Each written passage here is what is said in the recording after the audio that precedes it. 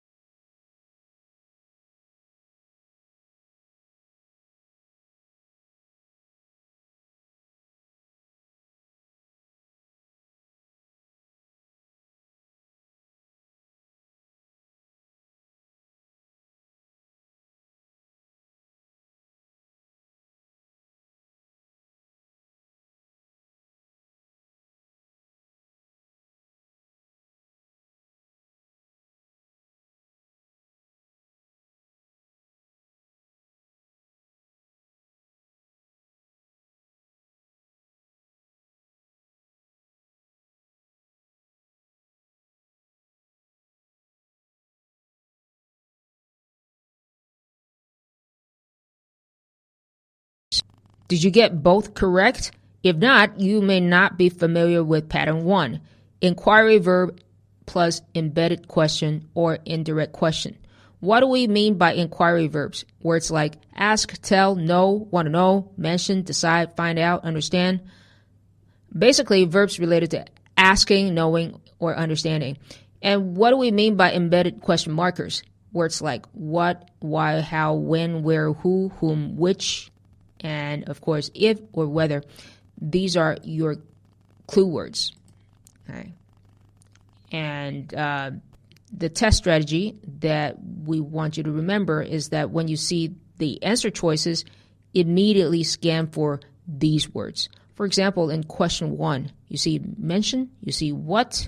In question 2, you see wanted to know, and if, right? These are the bingo words. You need to become extremely sensitive to them.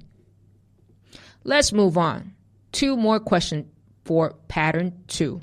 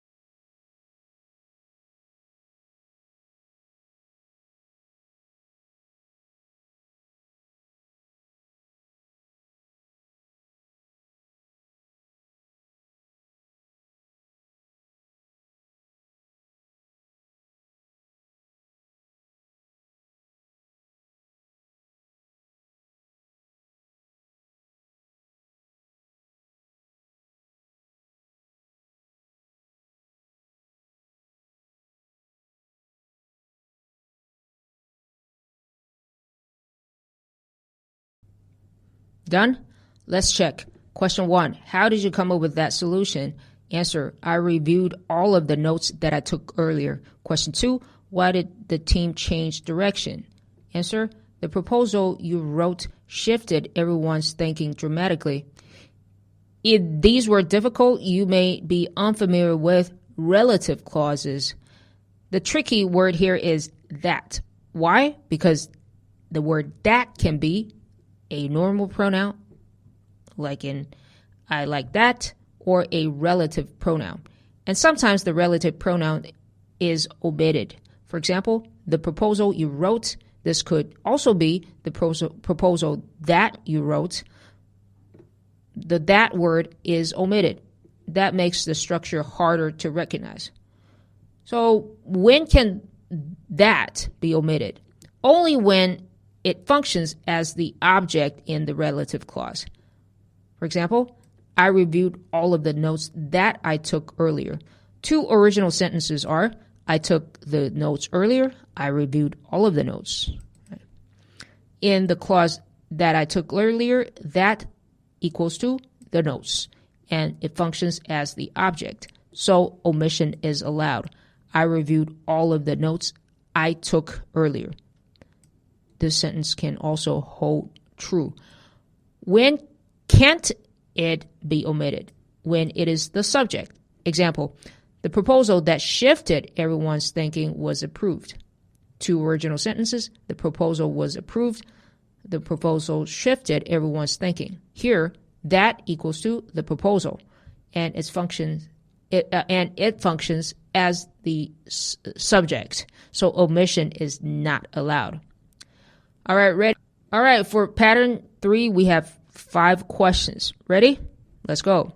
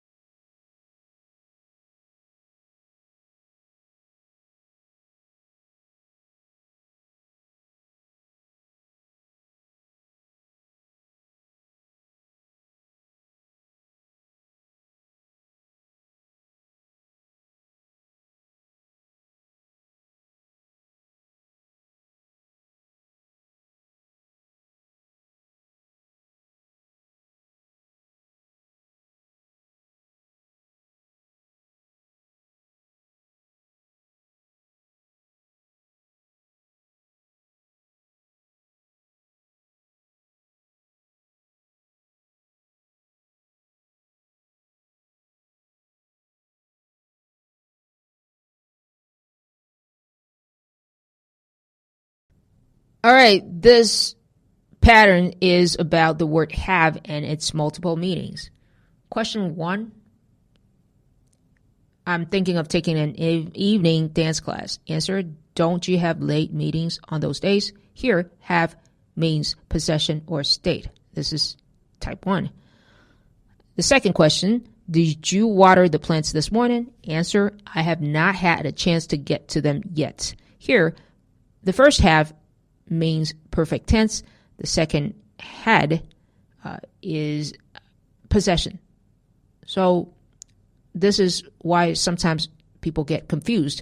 When you see have in the prompt in the answer tile, you don't know immediately which meaning applies. The mistake most people make is deciding too early. Oh, this must mean ownership. But sometimes it doesn't. So the strategy is don't lock the meaning too soon. Try all possible meanings. Okay, let's look at the other 3 questions. Question 3, I'm going to take the TOEFL this summer. Answer, do you have to do lots of preparation to get high scores? Here, have to means obligation, right? This is another type of have. All right, type 4 has 2 varieties. The form is the same. Have plus object plus past participle. The question 4, I'm going to visit my girlfriend tomorrow. Answer, do you have anything special planned when you see her? The meaning here is about, have you planned anything special? Another example, question 5, I'm thinking of painting my living room. Answer, are you going to have the walls painted? Here, the same structure, but the meaning changes slightly. Are you going to arrange for someone to paint the walls? If you're unfamiliar with these patterns, a good strategy is, a good way to prepare is using ChatGPT or other AI to generate lots of examples for each type of have, then mix them together until you can instantly recognize the meaning of that have. Okay. All right, the final 2 questions, therefore, pattern 4. Ready? Let's go.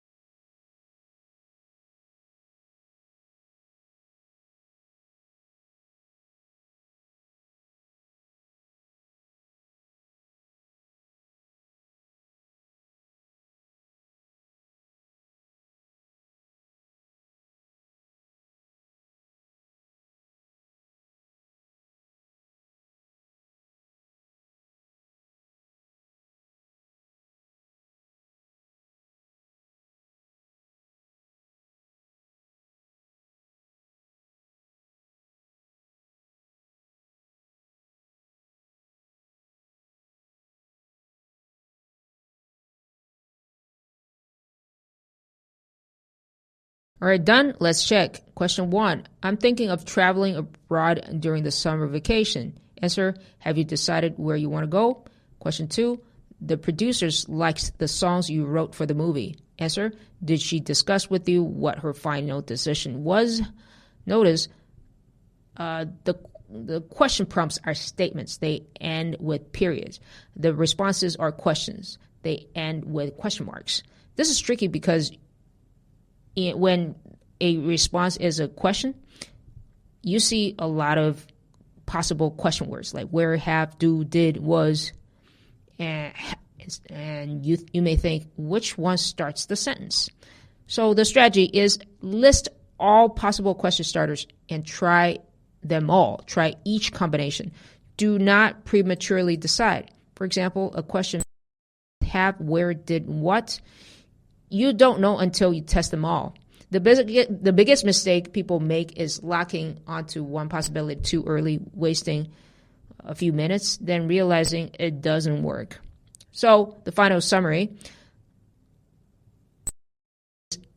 Number one, spot the inquiry verbs immediately. Look for know, want to know, and tell, mention, ask, understand. These are often followed by WH embedded clause markers like what, why, how, when, where, who, if, whether. That's pattern 1. Number 2, if the response is a question, this is for pattern 4, test all possible question starters. About built sentence responses, follow this pattern. Write down all possible question words. Try them all. Do not lock in too early. Number 3, identify your weak grammar areas. Okay, so if you struggle with indirect questions, or what we call embedded WH clause, relative clauses, multiple meanings of haves, then those are your weak points. And built sentence heavily depends on them. In fact, more than 50% of answers contain indirect questions, or another word for it is embedded clause structures. So study them carefully, practice until recognition becomes automatic.